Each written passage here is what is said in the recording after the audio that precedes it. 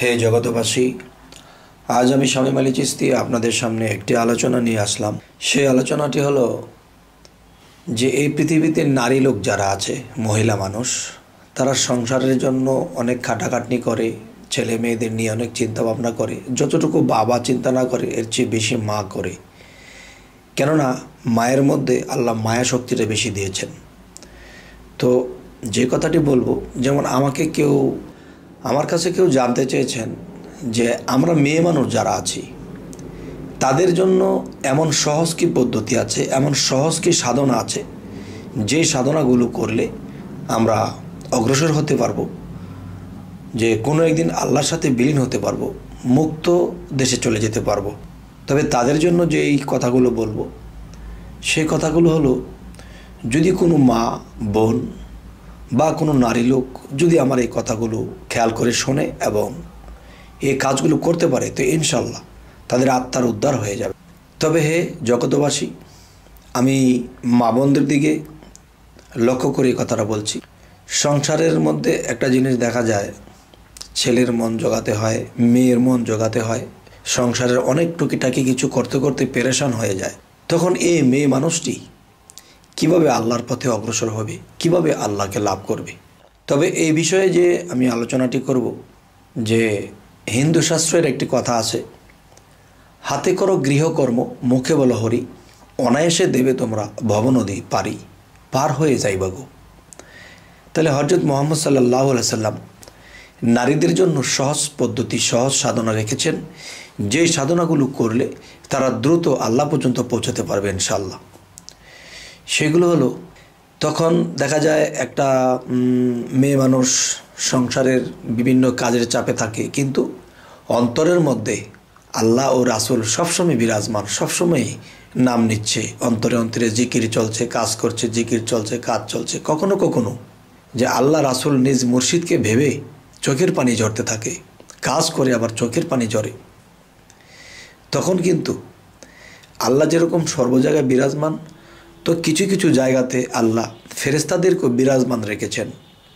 তারা যদি কোনো বান্দাকে দেখে আল্লাহর জন্য, রাসূলের জন্য, মুর্শিদের জন্য কাঁদতেছে, তখন এই কাদার খবরটা আল্লাহর কাছে পৌঁছে দেয়। তখন আল্লাহ বলে, কেন সে কাঁদে, কেন সে আমাকে এত ডাকে রে? তখন বলে, হে আল্লাহ, আপনাকে সন্তুষ্ট করার জন্য, এবং সে মহাত্মার সাথে মিশতে চায়, সে তোমার প্রেমে সবসময় পানাভিল্লা হয়ে থাকে। তখন আল্লাহ কি বলে, হে ফেরেশতাগণ, তোমাদেরকে সাক্ষী রেখে বলি যে আমার জন্য এত পাগল, আমাকে যে এত ডাকে, আমি অবশ্যই তার মনোবাঞ্ছা পূর্ণ করব এবং সে কখনো আমার হয়ে যাবে, আমি তার হয়ে যাব। তবে হে জগতবাসী, আজকের এই আলোচনাটা মূলত মেয়ে মানুষদের জন্য করা হচ্ছে, যে যারা সংসারের চাপে পড়ে আল্লাহর কাজ করতে পারে না। তো সর্বদা যখন আল্লাহর প্রেম তার অন্তরে রাখবে, জিকিরে থাকবে, অবশ্যই আল্লাহ তার পথ সহজ করে দেবে।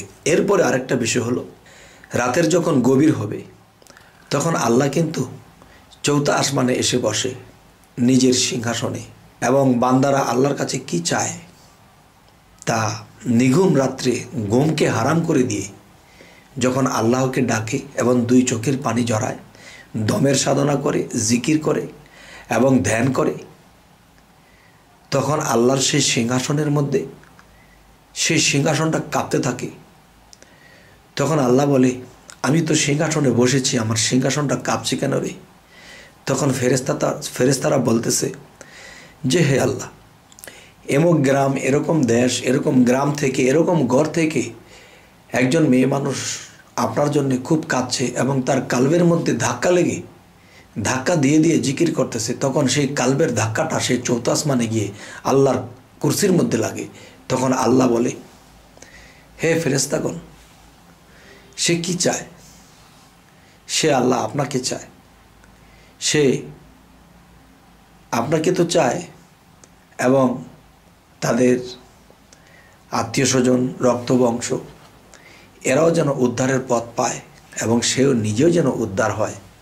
এবং মূল বিষয় হলো, আপনাকে কি করে সে রাজি খুশি করতে পারে, কি করে আপনাকে সে পেতে পারে, এই তার চাওয়া, এই তার পাওয়া। সে দুনিয়ার আর কোনো কিছুই চায় না।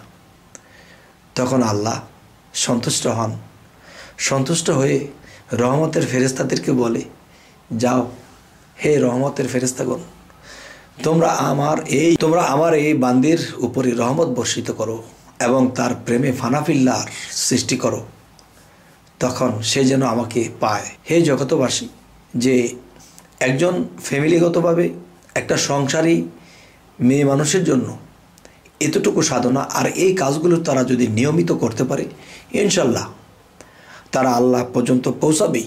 তবে আজকে এই আলোচনাটি করার যে একটা উদ্দেশ্য, সেটির মূল উদ্দেশ্য হলো যে আমাকে কেউ কমেন্ট করেছেন যে আমরা যে মেয়ে মানুষ, আমাদের জন্য সহজ সাধনা কি আছে যা করলে আমরা আল্লাহ পর্যন্ত পৌঁছাতে পারি। তবে এই কমেন্টের উপরে নির্ভর করে আমি এই আলোচনাগুলো করেছি। একজনের উত্তর দিতে চাইয়া যদি লক্ষজন এই জিনিসটা বোঝে এবং পায়, তবে আমি শুকরিয়া আল্লাহর কাছে। তো সকলে ভালো থাকবেন, আজ এ বলেই রাখবো। তবে আমাদের এই চ্যানেলটি যদি আপনাদের ভালো লাগে তবে অবশ্যই সাবস্ক্রাইব করে রাখুন, পরবর্তীতে ভিডিওগুলো আপনারা পেয়ে যাবেন।